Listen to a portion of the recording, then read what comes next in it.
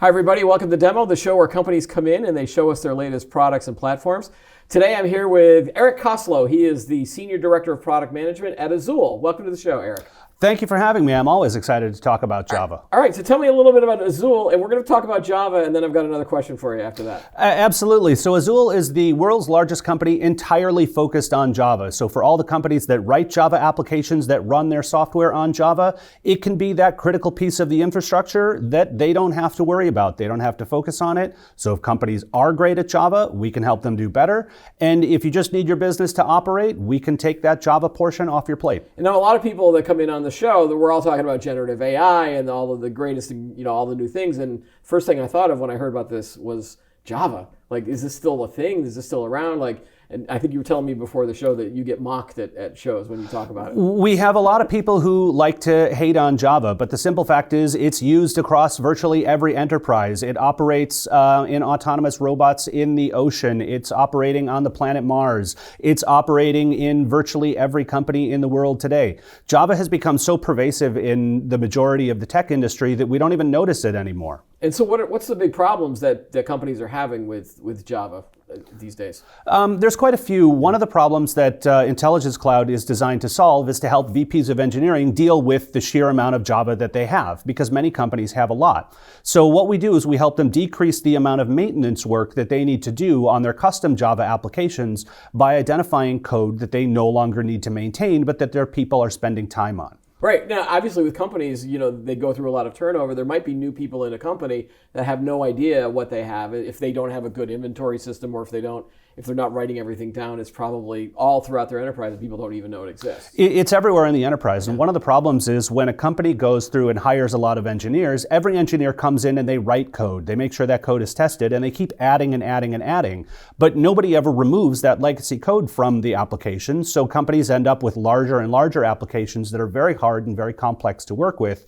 And we're helping people slim that down in order to decrease their overall maintenance burden. Right. And so what would companies be doing if they didn't have the benefits from Intelligence Cloud? Right now, they're really not doing a lot. Like, nobody's ever deleting any code. I had someone just the other day tell me they've done more in a single afternoon with our tool than they've done with the various code dependency tools in years. And why is this? Why is unused code a problem for a lot of CIOs? It's a problem with the amount of time that your senior engineers are spending their time on. Okay. Like, what are the problems that they're focused on? So imagine how much your competitors could produce when they don't have to do as much on maintenance. When your team is burdened with the role of maintaining an application that's built up over the years, it's harder to operate and it's harder to stay competitive. So companies that can shift their effort away from maintenance and toward feature development of things that drive value, those are the companies that do well because they're doing more, they're more creative, and they end up capturing more of the market. And there are potential security flaws and vulnerabilities with maybe older versions of Java or old code. That's a possibility too, right? Right. There's various security flaws in the overall Java ecosystem as well with people who are running on older JDKs. But for many of the Java applications, what's happened is a lot of the security tools on the market today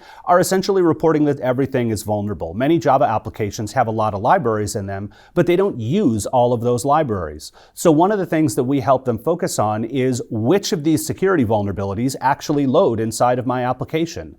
There's vulnerabilities that you should deal with today because they affect your application, and there's vulnerabilities that you either don't need to deal with today, or instead of patching them, you can just get rid of the vulnerable thing and then never deal with it again. And when you talk with companies and clients, they also tell you that they're having a problem with licensing, right? Yeah, there's quite a few people in the role of licensing where they get kind of a shakedown where someone comes and tries to send them a large bill. So what we do is we help them keep track of a Java inventory of assessing everywhere they use Java, which vendor it is, which version it is, and also what it's doing. And companies use this to accelerate their migration into OpenJDK and keep vendors out who want to do that to them. All right, sounds like you got a lot of great stuff here, so let's jump into the demo.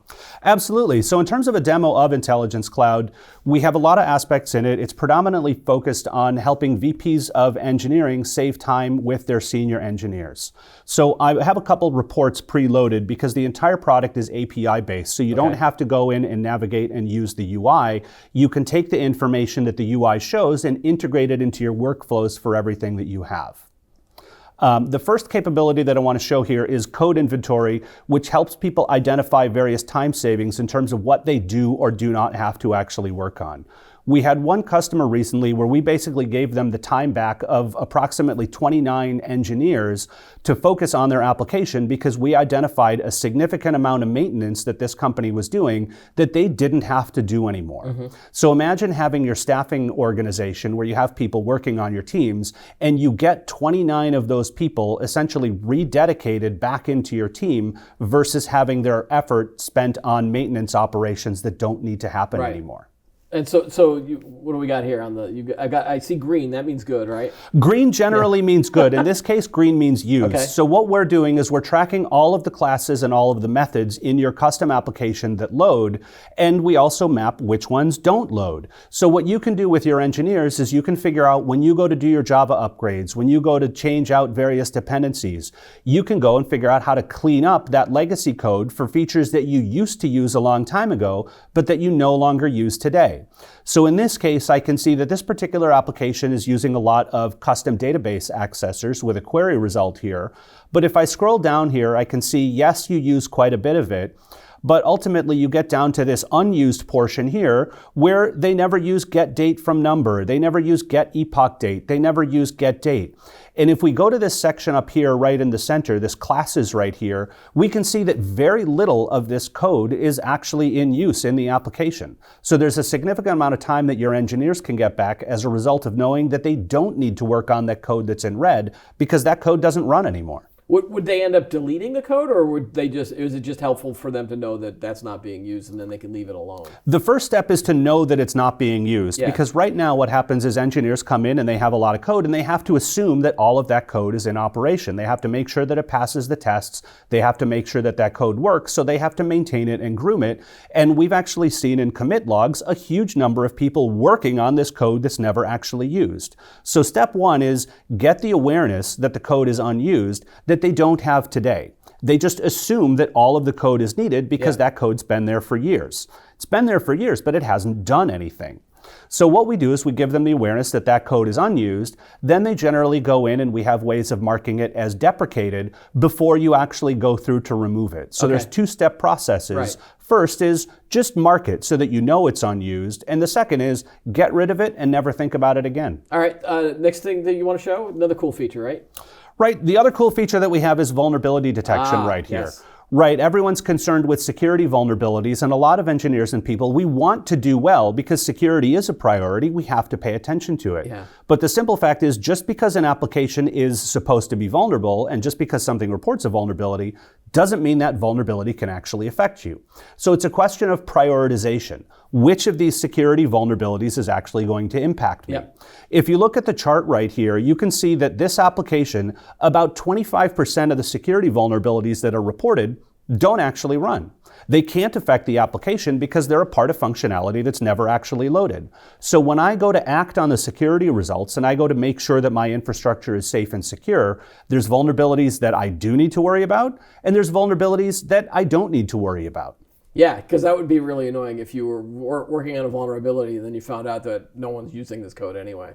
Because then you've wasted a lot of time trying to fix something you don't need to fix. Right. It's a constant stream of fire drills for engineering teams, and it's really hard to burn that backlog down and say, how do we get the security vulnerabilities out? When everything's a priority, nothing is a priority. All right, so the one on the right, so the yellow is the one that's not being used, or the... Yellow is the one that's not being used. So in this case, I have a lot of security vulnerabilities, common vulnerabilities and exposures that are in this application, but you see here, this yellow portion, about 25% of them never actually run. Right. So I should worry about this vulnerability in H2. Yeah. That can affect me. That's the database that I'm using. Yeah. I should worry about this vulnerability in Postgres. I should worry about these vulnerabilities in Logback. But this one here called SnakeYAML, I'm not actually using a YAML parser. Yeah. So I have a choice. I can either ignore that vulnerability until tomorrow because I need to prioritize the ones that are used. Right. Or I can go in and I can say, I don't use SnakeYAML. Instead of patching it, I'm just going to get rid of it, and then I'm never going to have that reported again. Or hand it to the intern. You can do a lot of things with interns. All right, yes. you got one more thing that you're going to show too, right? This is around the licensing? In terms of the overall licensing for a lot of organizations, we just keep track of the inventory of where you ran Java, what you did with it, which host it's on.